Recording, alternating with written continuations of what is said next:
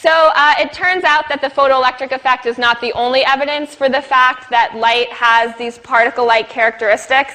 And one thing that Einstein put forth is he figured if, well, what we're saying is that light is in fact a stream of particles, each one of those particles or photons must therefore have a momentum. And that's really neat to think about because photons, of course, are massless particles. They have no mass. So it's neat to think about something that has no mass but that actually does have a momentum.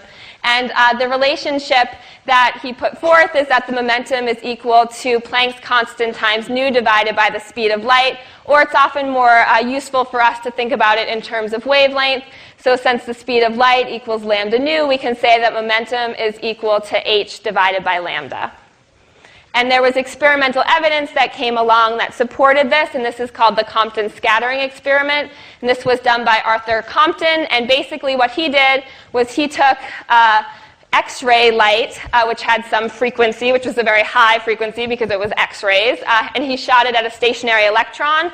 And what he was able to observe was that the electron scattered and now had some momentum, and that both the frequency and therefore the momentum of the wavelength or of the light that he shot in went down once it was scattered.